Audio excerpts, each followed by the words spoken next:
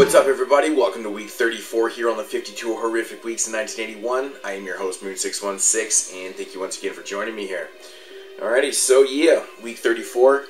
I just want to say right off the start of the video, I just want to give a big shout out to everyone that found and entered the hidden contest that I had in last week's episode.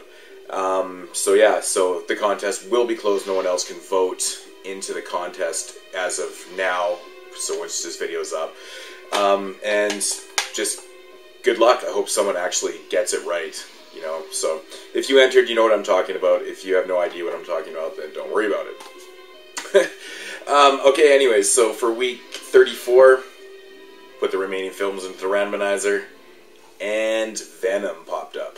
I was really excited for this because I've actually never seen this movie before. It's like one of the only films in this 81 series that I'd never seen before, so I was pretty stoked, and I had it sitting on the shelf forever, just waiting for it to come up, so that was very cool. Yeah, so getting into the plot of this one, it basically is about, you got three people that are involved in this. You got Susan George character from Straw Dogs. Then you got Oliver Reed and Klaus Kinski. They basically have conspired to kidnap this 10-year-old boy, in which they think is a perfect plan. It kind of, you know, eventually goes to shit. But yeah, so they basically conspire to kidnap this 10-year-old boy, and you know, to collect a huge ransom. So Susan George actually plays the nanny. She's an in-house nanny. And for this little boy, in this house, their grandfather lives there with his mom. And then Oliver Reed plays he's a chauffeur for, you know, the grandpa. And Klaus Kinski plays like an international terrorist. So the three of them conspire to basically kidnap this kid. So what happens actually is that the little boy, he actually makes his way down to the pet store one day before they decide to, you know, try the kidnapping. And he went down there to go pick up his new reptile, which he thinks he's getting, like, you know, a very, you know, just a normal snake. Well, there's a mix-up at the pet store, and he ends up taking home a black mamba, right? So, upon getting it home, this is when they decide that they're gonna fucking try and kidnap him right now. He opens up this box because he needs to put the snake into his home.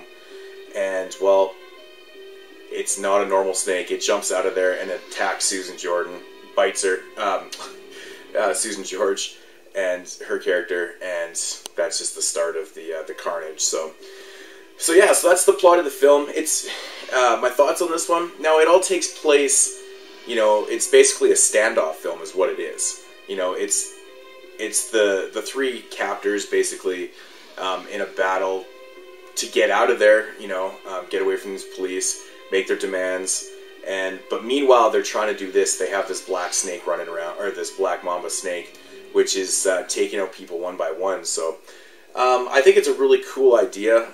The movie runs about 92 minutes. I think it runs a tad long, but it does go by pretty quick, I gotta say. And the reason for that is because the performances are really good in this movie. You know, Susan George, she's not actually in the movie a whole lot because her character does perish very early in the film. But Oliver Reed and Klaus Kinski's characters are just brilliant. Like the acting and the performances that they put on in the film is just, it's amazing. You know, there's not, you know, a lot of action and stuff going on, but it's still very intriguing. You know, and they don't really reveal exactly what their true motives. I mean, it's obviously just about the money and stuff, but I did kind of like that because it didn't really matter, you know, what they needed the money for. They didn't have to get into all that shit, you know.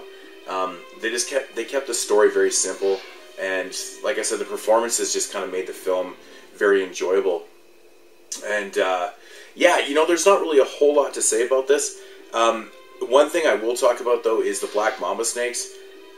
They used real snakes in this film, so it was very fucking cool. Like, obviously no CGI. This movie came out, obviously, in 1981, so there's no CGI, but just the fact that they were fucking around with these real black mamba snakes, and it even says right in the end of the film, big special shout out to the, you know, the caretakers for the snakes, or the trainers, or whatever.